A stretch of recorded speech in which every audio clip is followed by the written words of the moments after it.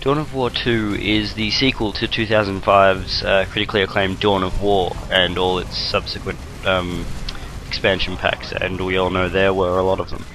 The game follows the Blood Ravens chapter again, and the unraveling plot around their recruitment worlds, which is pretty much just in something called the Aurelian subsector. The general story is you are a newly enforced captain.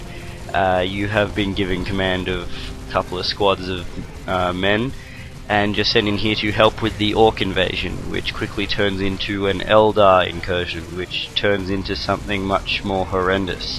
The game progresses like that continuously until you get to about maybe halfway in, where everything's already on the table, and then it becomes pretty linear after that.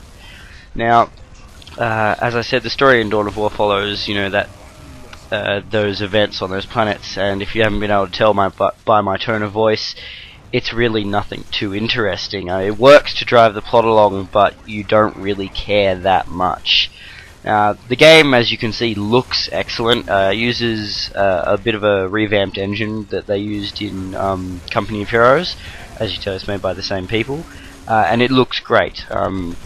Character detail is especially excellent. I really can't put it any other way.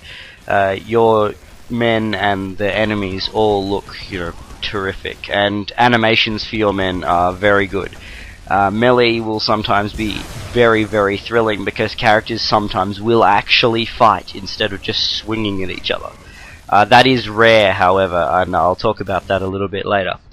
Sound in the game is also excellent. Bolters, heavy bolters, plasma cannons, chainswords, flamers, everything. It all sounds good. Explosions are especially well, just good, I guess. I can't really say anything else about it. In the pitch of battle, it's really fantastic to hear all these things happening at once, and then you'll hear this huge discharge from like a plasma cannon and know the shit's about to hit the fan. Can't really say anything else on sound though. We'll get to gameplay.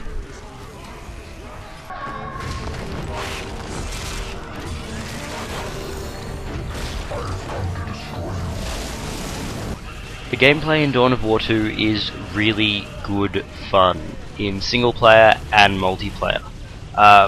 Now, for anyone who's been following this game and has seen any other reviews, they're going to know multiplayer is where it's at in this game. I cannot deny that. It is an excellent multiplayer game.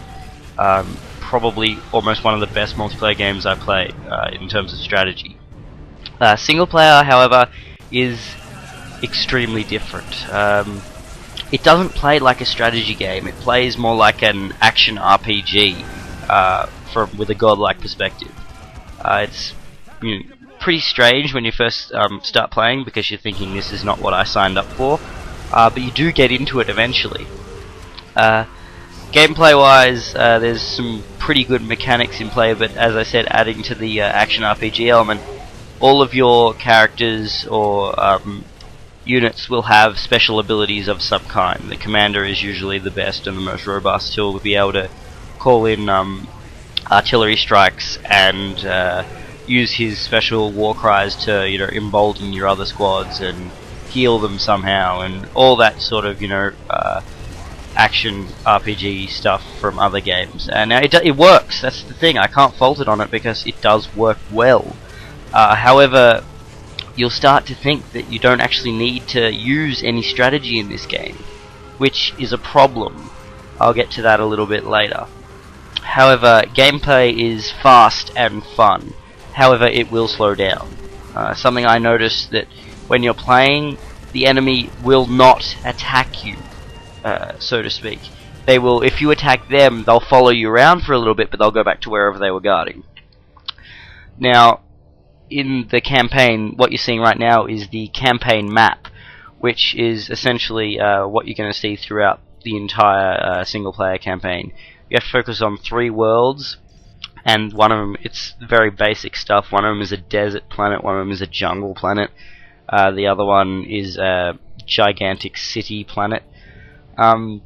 It's very basic stuff, and the environments for those are very similar, and you will play the same map again and again and again, but from different angles. What you're seeing right now is the squad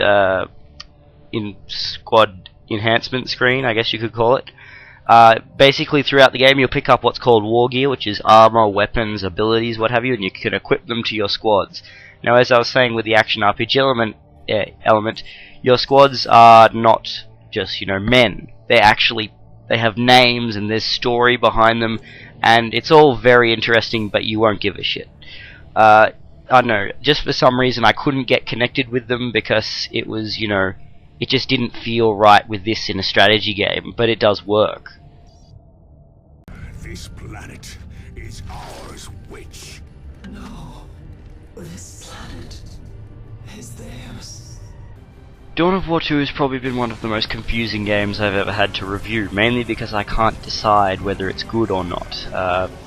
This is up to a couple of things. As I said, it's like an action RPG in single player, and it doesn't fit, but it works, so I don't know if that's a good or a bad thing. It just feels out of place. Another thing I can fault it on, in single player at least, is that, as I said before, the enemies won't attack you. If you go and, you know, hit them, they'll fight back, yeah, but if you run away, they'll follow you for a little bit, and then go back to wherever they're guarding, but unless the mission you're doing is an assault mission, which is where you have to hold a position from them, they won't attack you. They'll just sit and guard whatever they're doing, so you have to always make the first move. And it really does not prepare you for multiplayer in any way, where you're going to get the piss kicked out of you if you think that's going to happen. Another thing I noticed, or sorry, not noticed, was blatantly evident, is that the single player is really, really, really repetitive. You'll play the same map over and over again on the same world, or even on different worlds sometimes, fight the same enemies over and over again, and for some reason at the end of almost every single player mission there is a boss fight. These would be okay, but they don't make any fucking sense. So you'll fight like an Eldar Wraith Lord or something, which has got like 30,000 health, and then you'll encounter him in the next mission where he's got like 1,000 health. Why? What was the point of that? I don't understand. It just sort of, it angers you a little bit sometimes because you have to endure this huge fucking fight for no reason at all other than to say you did. Another element that was a bit confusing was the war gear, because you get so much of it, you don't know what to do. It's really annoying at sometimes, because working out what you need and what you can sell is a bit of a hassle that you just don't need. Another thing I can fault it on is some of the abilities just are dumb. There's some that allow you to, you know, rally your units, and that's all that they do, but from what I can see it only breaks suppression and they'll immediately become suppressed again. It's really confusing.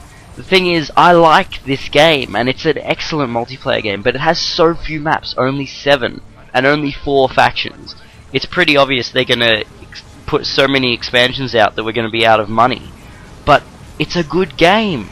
I don't know what to say. I'd have to give it at least a 7 out of 10, probably an 8, but that's all I can say, as if you haven't been able to tell, I'm really fucking confused. But it's all I can do to give this game a rating.